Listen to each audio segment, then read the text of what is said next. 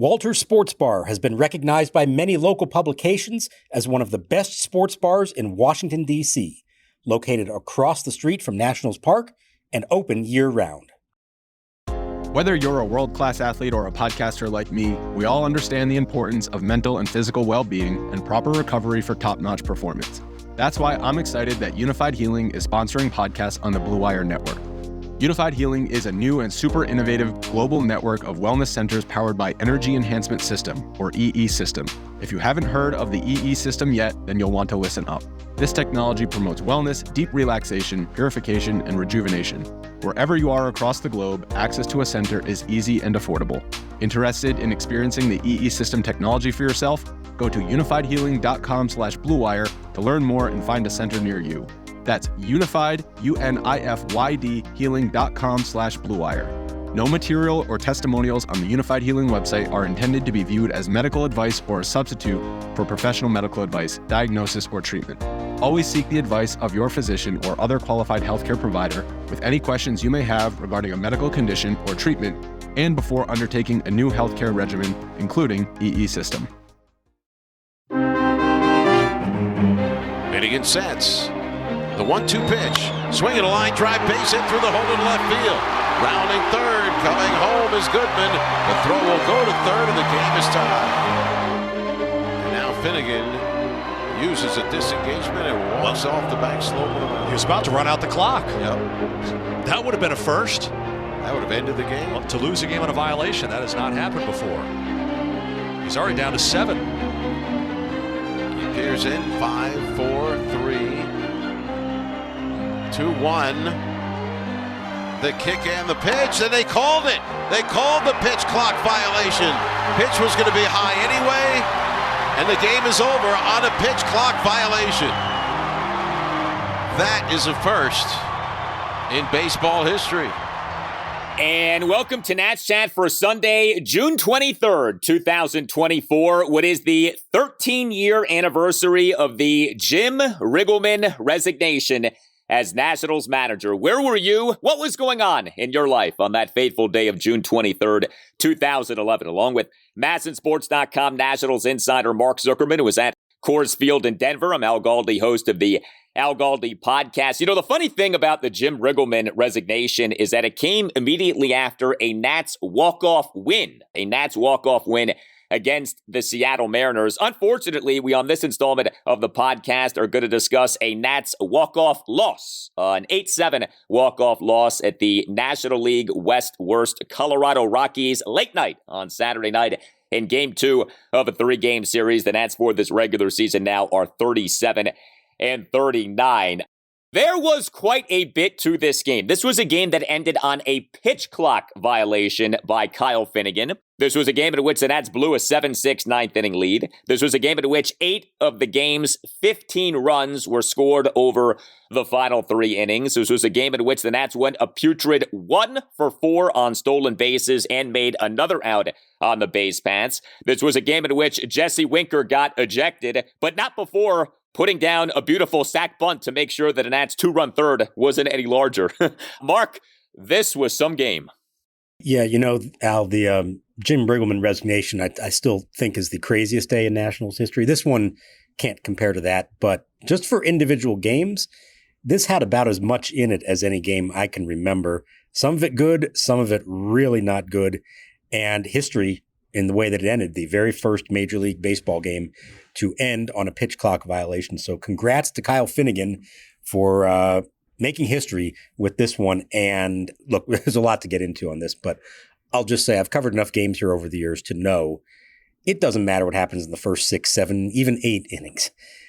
In this ballpark, anything can and usually does happen by the end of the night. You're going to see things you don't see anywhere else. It doesn't excuse the way that they played down the stretch to try to close out this game, but it never felt comfortable at any point. Last night, yes, it felt comfortable. This one never felt comfortable, and sure enough, it ended in about as horrific a fashion as you could conjure up. There is so much to get to with this game. There is a lot with the Nationals offense, but we'll start with the bullpen, which did not have a good game.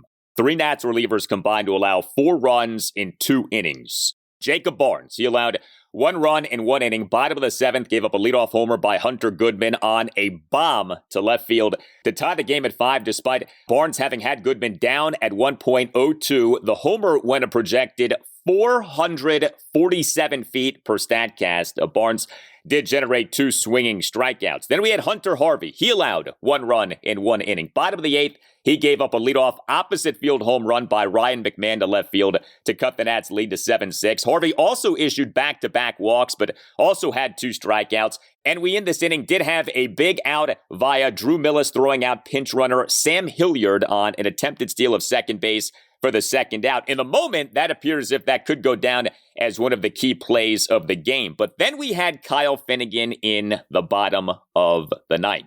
Finnegan in the bottom of the 9th allowed 2 runs to blow the save chance. He's now 21 for 24 on saves this regular season. Finnegan in the bottom of the 9th faced 5 batters, got no outs. He gave up a leadoff opposite field single by Hunter Goodman to right field on a 1-2 pitch. Finnegan gave up a first pitch opposite field single by Jake Cave to left field.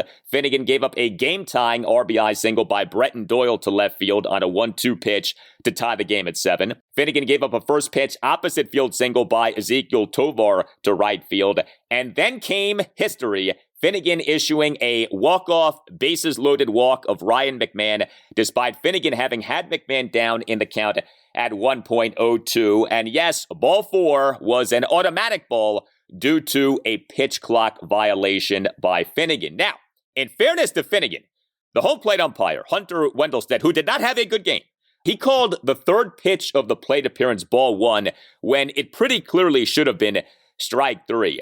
But Finnegan and the pitch clock violation, this is absolutely worth noting. I don't know how many people are aware of this. He has committed the most pitch clock violations in the majors in this regular season. As of the latest data that we have available to us via Baseball Savant, which makes use of the StatCast data, Finnegan has been called for an MLB worst 8 pitch clock violations in this regular season. So yes, Hunter Wendelstedt may have blown it on that particular pitch call that I just mentioned, but the pitch clock violation has really become a problem for Kyle Finnegan, and it cost the Nats on Saturday night. Yeah, and it's now 9. This was number 9, so the stat you saw was going into the day, and so he has, I think, more than twice as many as anybody else. All right, a lot of stuff here. First of all, it has absolutely been an issue for him in recent weeks. I don't feel like it was going on earlier in the year. It's happened more recently. In pretty much every other case, it's been very benign. You didn't even notice it.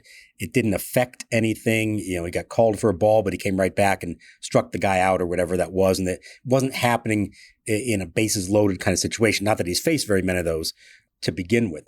But you knew in the back of your mind that this was something that eventually could come back to bite him, and it certainly did.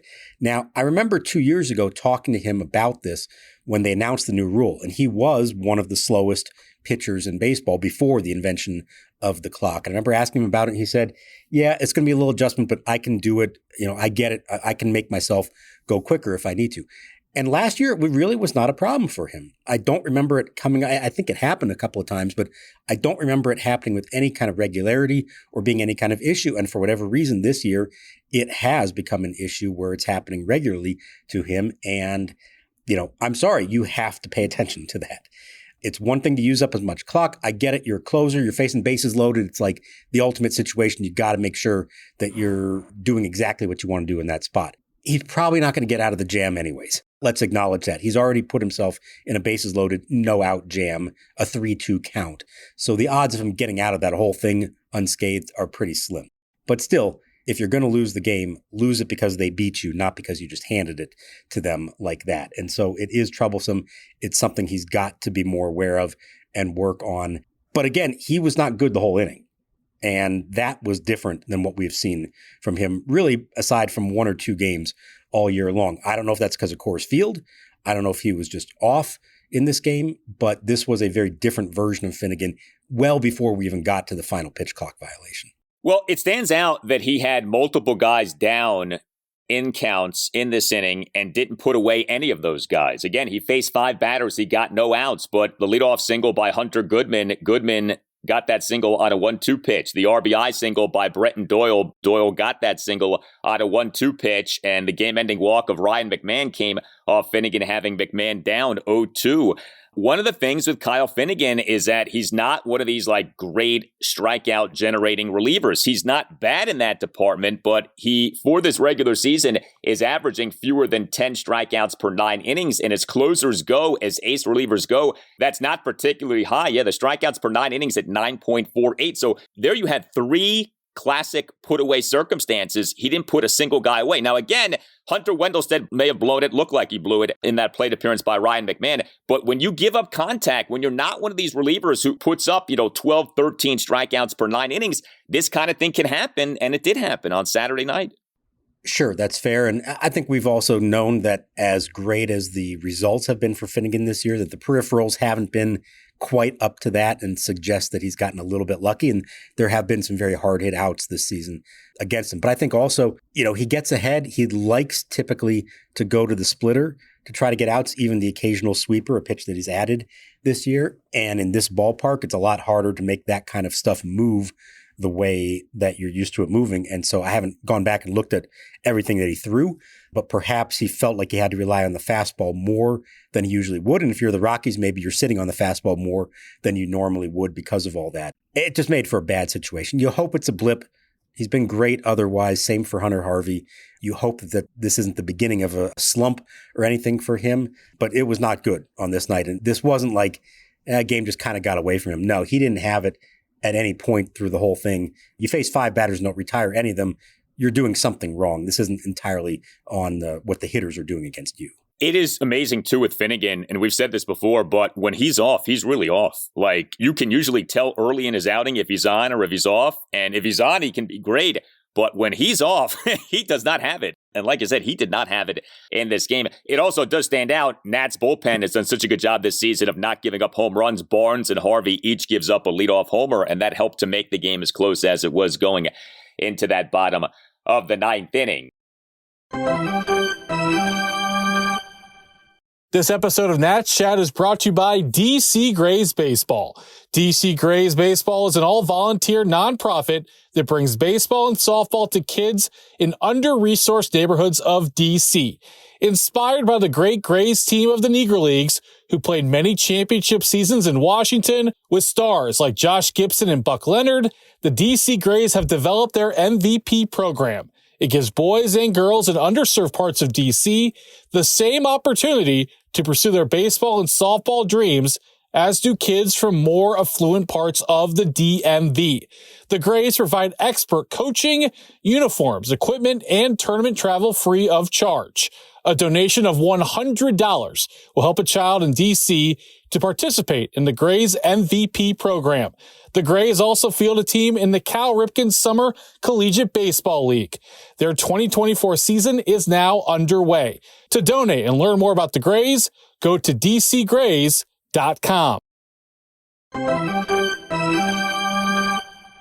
Here's your report from Rochester for the game played on Saturday. James Wood back in the lineup, and Homerd also singled as well. Dylan Cruz 1 for 6 in the leadoff spot. Jackson Rutledge, by the way, 6 innings in the victory. Now back to the show. Here's the 2-1 pitch. Fastball, little looper, shallow center. That's going to fall. The Nationals will be back in front. Young scores. RBI single Lane Thomas. The Nationals 5 and the Rockies 4. Thomas drives in his second run of the game, his 30th of the season. He has 6 RBIs in this series. The Nats offense in this game. So the Nats do score 7 runs. That normally is good enough to win. The Nats in this game did total 11 hits to go with 2 walks, 5 for 7 with runners in scoring position. All of those things, certainly by Nationals 2024 standards, are good. But I don't know how, if you watch this game, what sticks with you more than anything isn't the Nats base running in this game. Mark, prior to the game, put up a great post on X regarding how the Nats have been doing on stolen bases lately. And we have been talking about this for weeks. So not to pat ourselves on the back, but like one of the things we do in talking about every game is, we pick up on stuff that's happening, as I'm sure many of you do watching these games. The Nats for weeks have been really bad on stolen bases. The Nats coming into this game over the previous 28 games, a mere 26 for 47 on stolen bases, a success rate of just 55.3%, which is awful, especially given the current environment when it comes to stealing bases in MLB. The Nats in this game on Saturday night, a woeful 1 for 4 on stolen bases, and that does not include a base running blunder that was made by Eddie Rosario. Nothing was worse than what happened in the 7th inning on Saturday night. Now, this was a 2-run 7th inning for the Nats, but this could have been so much more. The Nats in this inning got an RBI single by C.J. Abrams, but he then was caught on an attempted steal of second base for the first out. The Nats then got an RBI single by Lane Thomas. He then was caught in an attempted steal of second base for the second out. Now, the Lane Thomas caught stealing did come on what was pretty clearly a failed hit-and-run attempt with a guy who we know is a very good contact hitter in Ildemaro Vargas. But you get those two circumstances basically ruining what could have been a big inning for the Nationals. You also had the ultra-fast Jacob Young getting thrown out on the base pass in an attempted steal of second base in this game. The bottom line is this: the Nats for weeks now have not just been like kinda sorta bad on stolen bases, the Nats have been horrible on stolen bases. The Nats now, over their last 29 games, 27 for 51 on stolen bases. By today's standards, bigger bags, the new rules on pickoff throws, that is completely unacceptable. And it so stands out when you compare that with how the Nats did over the first 47 games of this regular season on stolen bases, an outstanding 77 for 91. Teams clearly have adjusted. The Nats have run into some bad luck, I'll grant you that. There have been some circumstances where like a guy's hand comes off the bag, something like that. And some of the caught steals are, a guy gets picked off, and so that goes down as a caught steal. But still, the guy got picked off. But man, these outs on the base pass, especially via getting thrown out on attempted steals, have really become a problem. And I think what makes it so difficult is that they're not adjusting their approach. They're still running. You knew every one of those guys was going to try to steal in those situations. And if we knew it, then the Rockies knew it, and we're going to do whatever they could to try to cut it down. The Jacob Young caught stealing was on an 0-2 pitch, and the Rockies pitched out. When's the last time you saw a major league team throw a pitch out? I can't remember it, but they knew exactly what was going to happen in that spot, and they gave Jacob Stallings the best possible opportunity to throw him out, and he did. You knew with Abrams, it was first and third, nobody out in a close game. You knew he was going to take off. Now, leading up to that pitch, I'm thinking to myself, Young better be careful not to get backpicked at third, because I was expecting when Abrams broke for Stallings to maybe try to throw behind the runner and get him at third. Instead, he throws through, and I was really surprised that Young didn't then take off for home. If you're going to do the old first and third steal second move and they throw down, that's got to be a planned double steal where the runner on third breaks for the plate. And even if he's out at second, at least you got the run home. And he didn't move on that one. I don't know if it was called. I don't know if he froze. I don't know exactly what happened there, but that was especially bad. And then after all that, you have Lane Thomas now up there, and everybody knew he's probably going to try to run. And sure enough, he ran and got caught. And so they need to make the adjustment. You have to understand what teams are doing against you. Now, Davey Martinez talked about it before the game, before any of this stuff, and was mentioning things about how their leads have gotten shorter, how they're not getting good reads and good jumps, a lot of things that go into it. That's fine, okay? But you cannot be the team that you're trying to be and get thrown out at that rate. You said it's not acceptable in modern times. I don't know that that's acceptable in the 1980s to have a success rate in the low 50%. I think even back then they would have known. Whitey Herzog would have surely said, no. That's costing us more than it's helping us. So you have all that. And then to do it in this ballpark where anybody can get a hit and anybody can hit the ball in the air out of the park at any given moment, I feel like this is the last place you should be trying to get some kind of advantage by running the bases on top of all that. So I really did not understand both the strategy, but also the execution or lack of execution of it. They have to acknowledge that this is a problem. They have to do something differently, whether it means running less or being better at their leads, their jumps, whatever that is, or picking the right pitch to go on, because this is getting to be pretty bad. It is remarkable. I mean, again, 77 for 91 on stolen bases, first 47 games, 27 for 51 on stolen bases, last 29 games. And, to this point of like, well, this is who we are, this is what we do. maybe this shouldn't be who you are, and maybe this shouldn't be what you do. Maybe what happened early in the season, as great as it was an outlier. And maybe this team needs to, undergo some reflection, some introspection of, maybe we're not as good at stealing bases as we thought, and maybe we need to tone it down a little bit. Part of a team, especially over the marathon that is the 162, is sort of realizing what you are, what you aren't, and also adjusting as the season goes on. And maybe they're not what they thought they were. Like, that can happen. But these outs on the base pass are so tough to watch. And, I mentioned what happened with Eddie Rosario. So Rosario in this game, starting DH, number 4 batter, 1 for 4, RBI single, 2-run third, 1 out opposite field, RBI single to left field on a 1-2 pitch. But he then got thrown out in his attempt to get to second base. That third inning was chock full of base running blunders by the Nationals. It was so tough to watch. So that stood out. And then there was what happened with Jesse Winker in this game. So I mentioned the sack bunt. I mean, look, we've had this conversation so many times. I don't know how many more times we have to talk about this, but here you have Jesse Winker, right? He has been one of the Nats' best batters this season. At worst, he has been their second best batter. You want to say CJ Abrams has been the top batter, fine. Winker at worst is number 2. He in this game is your number 3 batter as your starting left fielder. He goes 0 for 1 with a walk and a stolen base. It was Winker who had the successful steal in this game. In the top of the first, drew a 2-out walk, had to steal a second base. But in that 2-run third, Jesse Winker with Lane Thomas on first base and nobody out put down a sacrifice bunt toward first base to advance Thomas to second base. Again, Jesse Winker, number 3 batter, one of your best batters. You're playing in the hitter's haven that is Coors Field, and he puts down that bunt, and it ends up very much limiting what could be done in that inning. There also, though, was this. Top of the 5th, Winker getting ejected off striking out looking for the second out. Like we said, the home plate umpire, Hunter Wendelstedt, did not have a good game. I think Winker was in the right in his complaining. But here's the thing with Jesse Winker, and we've talked about this. He does complain. He complains a lot. You got to make it so that you don't get tossed, man, okay? Like, there's a line. We all know there's a line. You walk up to that line. You don't cross the line. You don't make it about yourself. You get tossed. You're a key player for this team, and you get ejected in the top of the 5th inning of a game like this. I'm sorry. Even though Winker was in the right, he's got to be better than that. He's got to shut his mouth, stop complaining, and make it so that he doesn't get tossed in a game like this. And here's the thing. Hunter Wendelstedt let him say his piece at the plate. He let him talk for quite a while. And then Winker goes back to the dugout, and then he got ejected after he returned to the dugout. You've got to know better than that. Wendelstedt, as bad a night as he had, I gave him credit that he let Winker say what he wanted to say and didn't eject him then.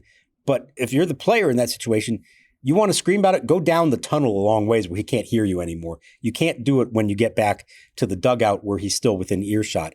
So really not smart. And now Ildemaro Vargas is your number 3 hitter. And you mentioned the failed hit and run later on. Who knows what might have happened if Winker was the batter in that situation instead. So yeah, you've got to be smarter. I've been waiting for this to happen because every time he strikes out looking, and he strikes out looking a lot, he's among the league leaders in that category. Every time he has something to say to the umpire or gives a look like, you got to be kidding me. Sometimes he's right. Sometimes he's not. You just hope that if you're going to pick a spot to finally let it out like that, number one, I think it should have been a more egregious call. This one, he was right, but it wasn't like way out. There were, Hunter Wendelstedt had about 5 calls worse than that one during the course of the game. So if you're going to go all the way to get ejected, make it one that was really worth it. And number 2, have some sense of the game and the situation and whether they can afford to lose you or not. This was not the kind of game that he could afford it. Real quick on the sack bunt, I'm with you 100%. I actually think he wasn't trying to sacrifice. I think he was bunting for a hit there. The way he sort of drag bunt, like as he's moving out of the box and racing down the line, I still wouldn't have liked it if he was trying to drag bunt for a hit. I don't see in this ballpark in that situation how that was going to be anything that made any sense for him. So just chalk that up to another thing that didn't make a lot of sense that they did not execute well or really think through all the way it seems in this game. No, not at all. And when you bunt, you're doing the opposing team a favor because you're making it so that you can't get an extra base hit. And in this ballpark, like you said, that is a gift. So all of that stuff goes down. But let's also make this clear. There were some very good things from the Nats offensively in this game. As we talked about on the previous installment of the podcast, the Rockies pitching is really bad. And the Nats, for a second consecutive game in this series, did hit C.J. Abrams Yes, he got caught stealing, but he is an starting shortstop and number one batter. Also went 3 for 5 with a solo homer, a double, and an RBI single. Abrams in the Nats 2-run third, a leadoff double to the right center field gap. Abrams in the Nats 1-run fifth, a leadoff homer to right field to cut the Nats deficit to 4-3 despite having been down at 1.12. And Abrams in the Nats 2-run seventh, RBI single through the right side of the infield to tie the game at 4. We mentioned Lane Thomas. He continues to be so productive since coming off the 10-day injured list. Thomas in this game, starting right fielder, number 2 batter, 2 for 5, 2 RBI singles. He in the Nats 2-run third had an RBI single to center field to tie the game at 1. He in the 2-run seventh had a 1-out RBI single to center field for a 5-4 Nats lead. And we had Luis Garcia Jr. hitting a home run for a second consecutive game in this series. That was really good to see. You know, it's funny. So much happened in this game, it's easy to forget about some of the big moments. This, in the moment, was a big moment in this game. Garcia, as the Nats starting second baseman and number 6 batter, 1 for 4 with a 2-run homer. He had a Nats 2-run eighth, had a 1-out full count 2-run homer to center field for a 7-5 Nats lead. The homer going a projected 438 feet per Statcast. So there was some good stuff from the Nats offensively in this game. There was a whole lot of good stuff from really Abrams and Thomas have been on fire here lately, and the combination of the two of them at the top of the lineup has been outstanding. And it's not just in this ballpark. They've been doing it now for a few weeks. Abrams up to 13 games on his hitting streak. You know, and one day after Lane Thomas almost hits for the cycle, C.J. Abrams almost does it. But I think Garcia, I mentioned last night, I thought his 3-run homer was the most important, biggest hit of the game. And this one looked like it was going to be the most important hit of the game as well. And to see him driving the ball with authority is such a good development. This time he hit a fastball, which they've been looking for from him. The other night, it was a curveball. Really would have been nice to be talking about that being the decisive blow that won them the game and got them back to 500. Unfortunately, it didn't, but you hope that these guys can take all the good things they did from this game and really in this series and hope that they can carry that over into what comes ahead. It will be fascinating to see. I mean, I think we expect Sunday probably a similar type of game because this is just what happens here. Can it translate beyond this? Can they use this as a springboard to something else that gets them going offensively? Or is this ultimately just going to be 3 great days at the plate at Coors Field and then right back to where they started before that? You know, we won't know until next week when they get to San Diego, but you'd like to think they're getting something out of this that they can carry over into the next series. Something else that I thought was very interesting in this game offensively, top of the 7th, Keibert Ruiz, who was the Nats number 8 batter for this game, pinch run for by Drew Millas, who then became the Nats catcher in this game. And like I said earlier, had a key throwing out of Sam Hilliard on his attempted steal of second base in the bottom of the 8th. What did you think about that? That is not the kind of thing that we have seen from Davey Martinez, replacing Keibert Ruiz in game by the Nats backup catcher.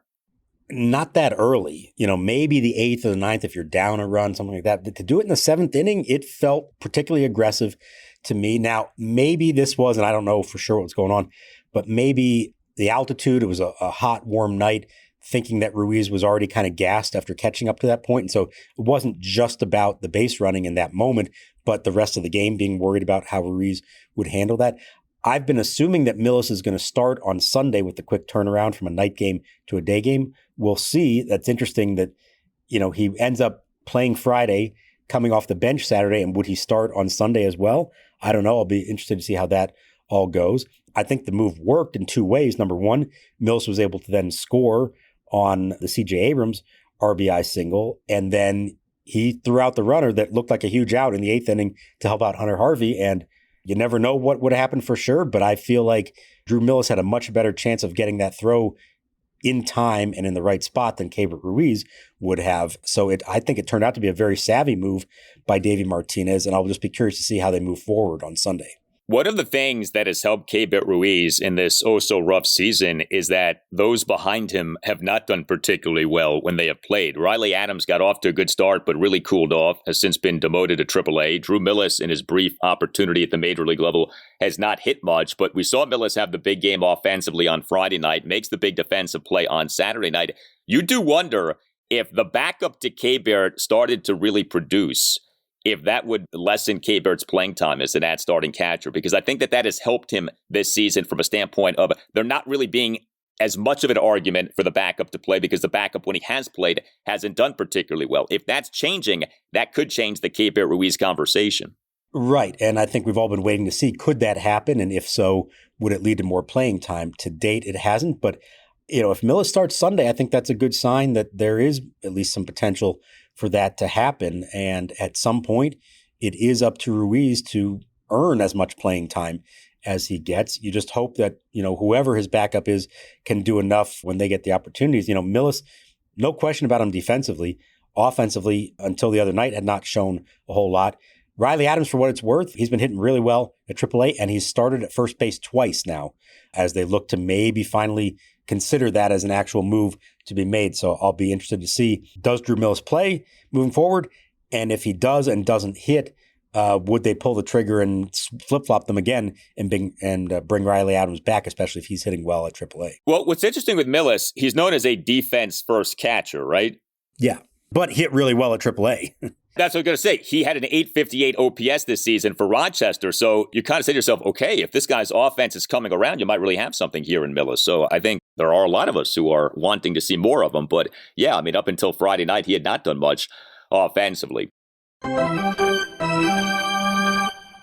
Hey guys, it's Al Galdi for Window Nation, which has another great offer for listeners of the Nats Chat podcast. Window Nation is extending its semi-annual sale, 50% off all window styles, plus 0% interest for 5 years, and an additional bonus if you schedule an appointment between now and the end of this month. Call 866-90-NATION or visit windownation.com and tell Window Nation that Al Galdi sent you. Window Nation windows are the best. Add to the look, feel, and value of your home. Every Window Nation window undergoes a 50-point inspection before the window leaves the Window Nation factory. And know that Window Nation's vinyl windows can do everything that wood or composite windows can do, and at a fraction of the cost of wood and composite windows. Take advantage of this offer for listeners of the Nats Chat podcast. 50% off all window styles plus 0% interest for 5 years, and an additional bonus if you schedule an appointment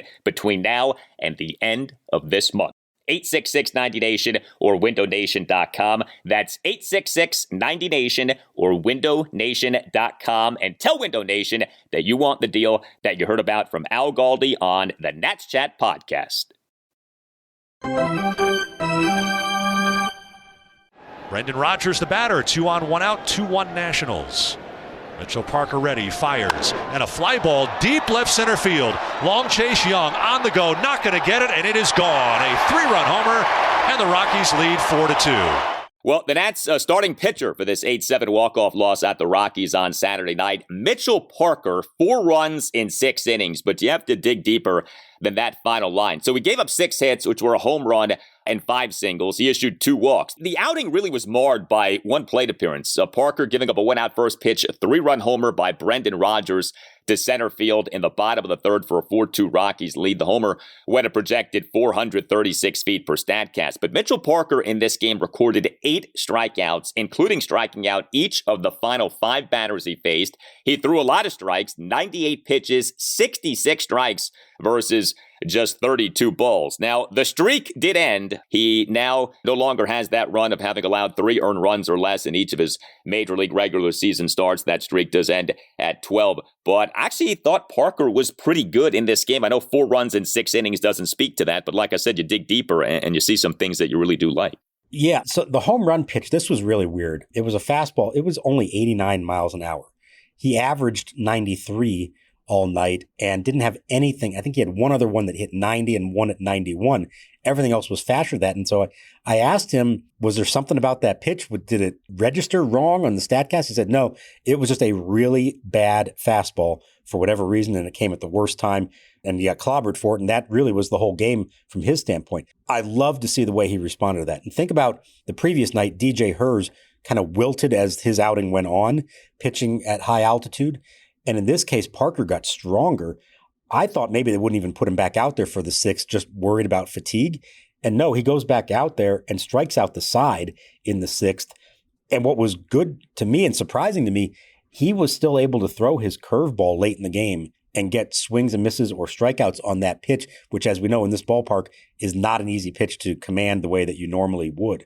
So for him to finish this outing the way he did, in some ways, that to me is more encouraging than anything else. And I kind of brush off the home run and say, well, one bad pitch, it's unfortunate that happened and it happened with two guys on base. But I actually thought this was a big start for him to show that he could bounce back from that and finish really strong in a very tough environment. You can always email the podcast, natschatpodcast@gmail.com. From David in Delaware. When is the daily brutal base running going to stop? It's an epidemic with this team. Honestly, I have never seen anything like it. Even when they win, they still are getting picked off, caught stealing, thrown out, and myriad other gaffes a few times each game. Even our so-called base stealers, Abrams and Young, have been caught stealing 13 times between them. How many times has this team run into outs just as a result of bad base running?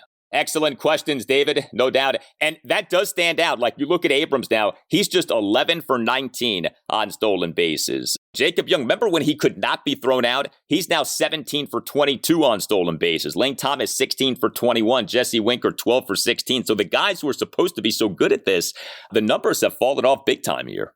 Yeah, and I think that is definitely troubling, and it shows you how much more attention the opponents are paying to them. I don't want to discount what the three guys did early in the year when they were so successful, but I think they were taking advantage of an unsuspecting opponent a lot and just using their natural gifts to steal those bases. As we've discussed, there's a lot more to stealing bases than just being fast. You have to be smart. You have to study pitchers and catchers. You have to be able to read what's happening in the moment and know when it's appropriate to go and when not to. And I think there's still a lot of learning left for these guys to do. And in the meantime, I would be okay with them put out the red light a little more regularly. And you don't have to force this issue. I get it.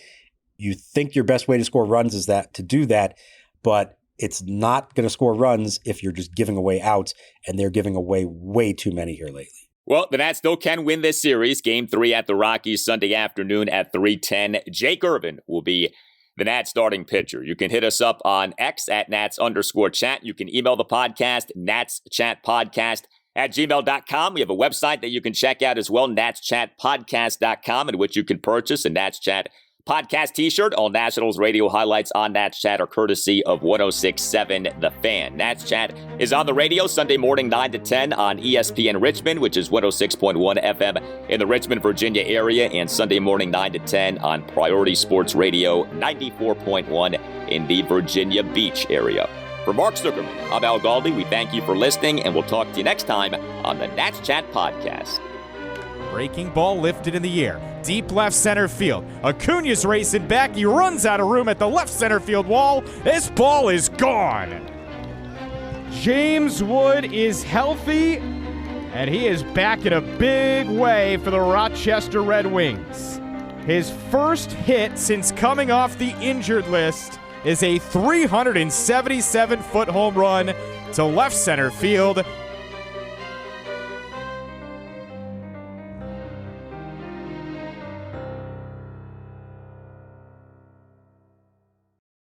This is the story of the one. As a maintenance engineer, he hears things differently. To the untrained ear, everything on his shop floor might sound fine, but he can hear gears grinding or a belt slipping. So he steps in to fix the problem at hand before it gets out of hand. And he knows Grainger's got the right product he needs to get the job done, which is music to his ears. Call, click Grainger.com, or just stop by. Grainger, for the ones who get it done.